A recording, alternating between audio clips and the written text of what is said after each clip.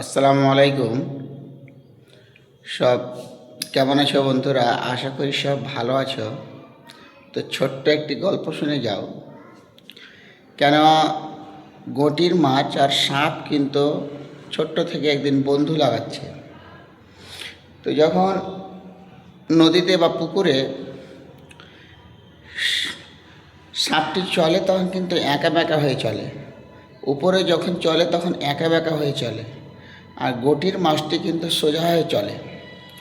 একদিন চলতে ফিরতে তখন গটির মাছটি বলছে, দোষ, তুমি তো দেখতে খুব এত সুন্দর, তো তোমার চলাটা কিন্তু একা বেঁকা হয়ে যাচ্ছে। তখন সাপটি তখন রগিন্ত হয়ে অহংকার দেখে বলল, আমার 14 গোষ্ঠী আমার একা বেঁকা হয়ে চললো, আমার 7 পুরুষ একা বেঁকা হয়ে চললো, কিন্তু কেউ কখনো কিছু তো বলেনি। তখন একদিন এক জায়গায় মাছ মারতে গেছে, ওই জালে কিন্তু সাপটি ধরা পড়ে যায়। সাপটি ধরা পড়ে গিয়ে তখন ওকে মেরে ওকে লম্বা করে রেখে দেয়। তখন গটির মাছটি বলল, বন্ধু, তুমি আগে কোনো দিন সোজা হতে পারলেন না, কিন্তু আজকে যখন তুমি সোজা হতে হলা, কিন্তু মরার পরে তুমি সোজা হলা।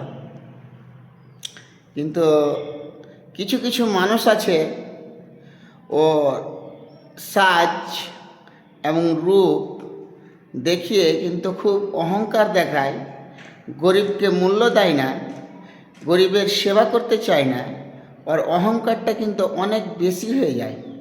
কিন্তু শাস্তিটা পেতে গেলে ওই মরার পরেই পাবে। আমি দেখেছি যারা অফিসাররা বড় অফিসার হয়ে গেছে, তো কিন্তু খুব বড় অহংকার দেখায়, অনেক গর্ব দেখায়, ছোটোগুলোকে আর নিজের পদের লোকগুলোকে মূল্য দেয় না। কিন্তু দোষ, কথাটি সত্য, কিন্তু তুমি এখন অহংকার দেখাচ্ছ, মরার পরে কিন্তু এই অহংকারটা তোমাকে চেপে ধরবে। তো কথাটি যদি আমার তিতাই হয়, এটাই বাস্তব।